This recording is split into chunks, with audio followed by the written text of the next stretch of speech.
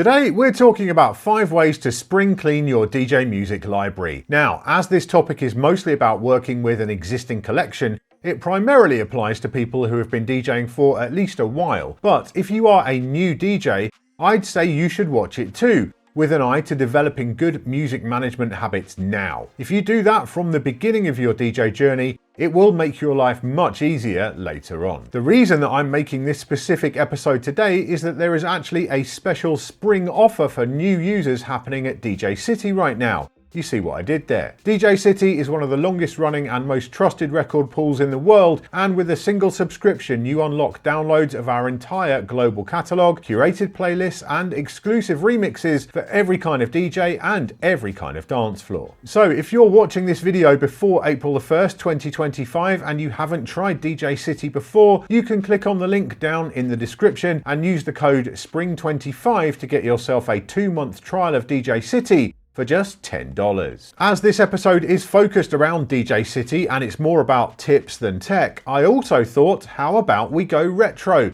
and bring back the tips and tricks intro one more time too.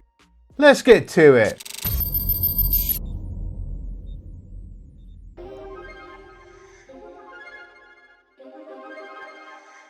My original plan was to talk about general backup strategies as part of this episode, but as I looked into it more, I decided it would be better to revisit that topic as a separate video. There is a lot to discuss there. But for the purposes of this spring cleaning idea, the main thing to do is ensure that you have backed up all of your music files and your library before you start messing around with them. We will be deleting stuff and editing tags, and you might end up doing things you regret along the way. So get yourself an external drive, preferably an SSD, as it's faster to work with. Ideally, you should duplicate your entire drive to it with software like Carbon Copy Cloner, or you can just copy across all of your music folders to the drive, copying the same folder structure. Then also back up the actual library files too. Here in Serato DJ Pro, that's the _Serato folder inside your music folder, and other apps have built-in tools for backing up that library directly. Once that's done, you can start messing around with things without any fear of doing accidental damage which can't be undone.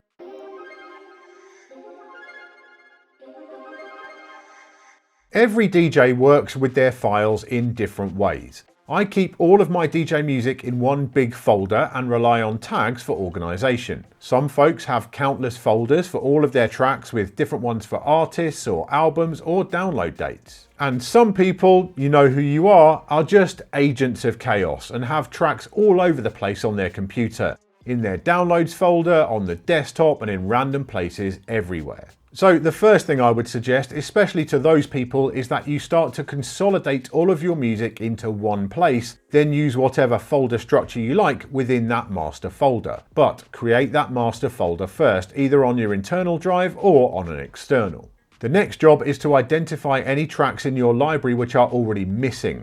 Most DJ software has a specific tool for this, but in Serato, you'll want to head into the Files panel and rescan your tags. Then, any tracks which it can't read the tags of will show up as orange. Click on the far left column in the library to show all of those at once. Then you need to work out, are those tracks still in the library somewhere but in a different location? Search for the track in the software, and if there's another copy, great, delete the orange one.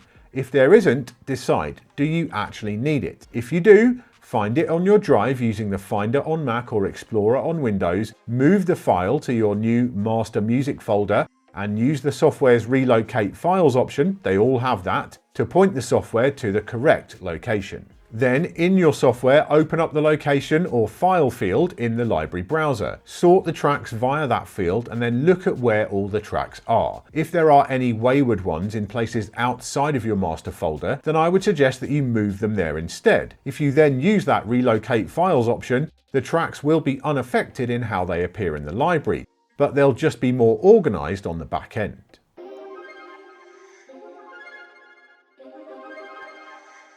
I don't know much about you personally, but I do know one thing: you have too much music in your DJ library. I can put my hands up and say I certainly do.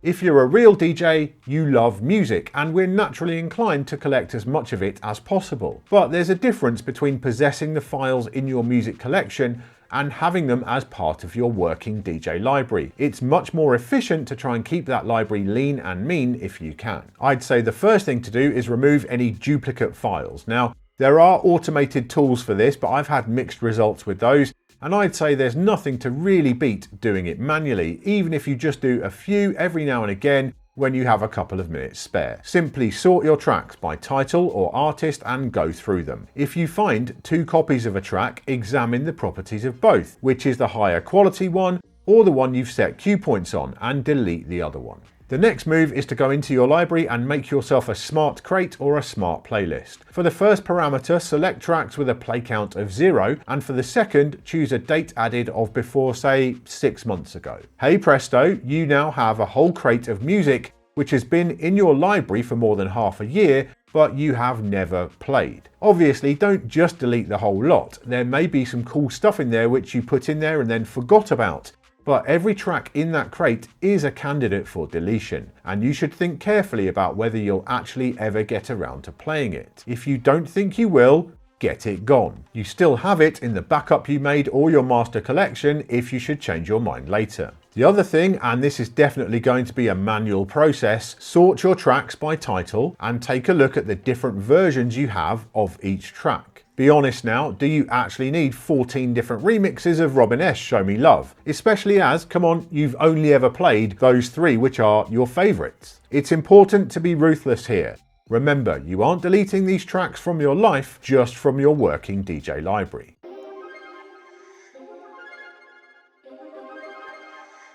This is something I only started doing a couple of years ago myself, and it's been a game changer for me. There are certain types of music that I only need once in a while, which I categorize as occasions music. I'm talking about Christmas, Halloween and New Year's Eve tracks, and in my case, a big folder of clean music for family-friendly events. My main library is all explicit version. So rather than having all of those in my main music library folder, I keep them in a separate one called Occasions, and when the time comes, I just drag the required folder into Serato as a crate. All the tracks in there have been analysed in the software already, so there's no extra work to do. And then when, say, my Christmas events are over for the year, I just delete those tracks out of my library again so they aren't getting in my way for the next 11 months. On my main DJ laptop, I've even started doing this with genres I don't play that often too, things like South Asian music or progressive house. This means my library can stay focused on what I play most often, but I'm always ready for those specific events if needed. In my case, I have enough room on my laptop's internal SSD for that occasions folder, but if you are pushed for storage, you could also keep it all on an external drive too.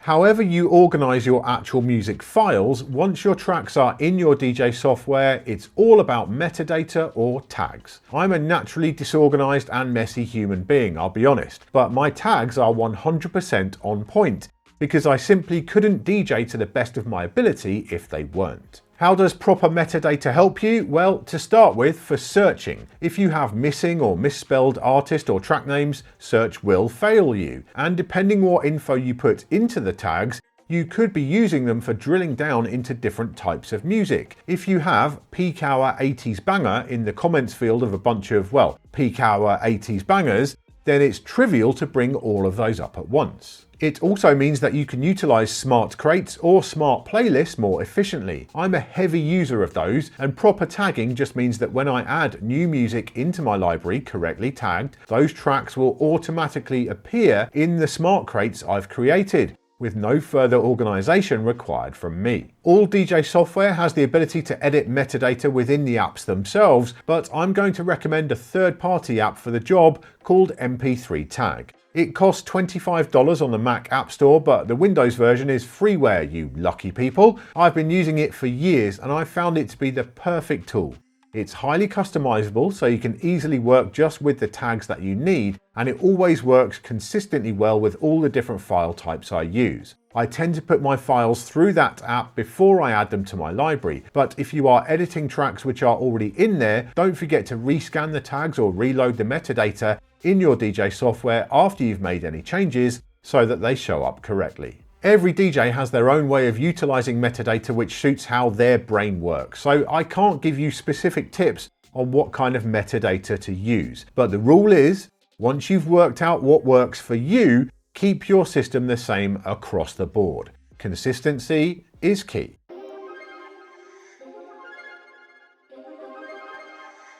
This final tip is not for everyone, but I truly think it's the best way to go if you can do it. To pull it off, you'll ideally need a second computer or like a week of free time. I'm talking about starting a completely fresh library, rather than doing subtractive editing of an existing one. On your second computer, open up your DJ software with a completely empty library. Go to that backup you made of your current library or your master collection and start adding in tracks one by one or in very small batches. Before any track goes into the library, ask yourself these 3 questions. 1. Is the quality high enough? If it isn't, don't put that copy in, go and buy a better quality one. Many older DJs still have a few 192K or even 128K MP3s knocking around from back in the day. Take this opportunity to replace those with better ones.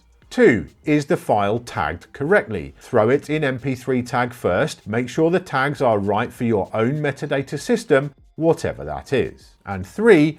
Do you actually need that track? Now is the time to be absolutely ruthless. Remember, you still have the file, it's there in storage, but does it need to be in your actual working DJ library? Could it live in an occasions folder instead, or simply be passed over entirely? I am speaking from experience here, this one is not a theoretical. In 2020, I decided that my library was getting out of control. It had around 50,000 tracks, half a terabyte, and with the launch of Beatsource streaming, I realized that there were a lot of classics from past decades that I had in my library just in case, which I really didn't need anymore. So I started over fresh. I called my new library the 64 Project, as I intended to create a full open format library which would fit on a 64GB USB drive for Rekordbox, and I pulled it off too. But me being a DJ, that did not last. I got new tracks and remixes from DJcity, I bought stuff from Beatport, I was sent promos, and soon enough it became the 128 Project. And now in 2025,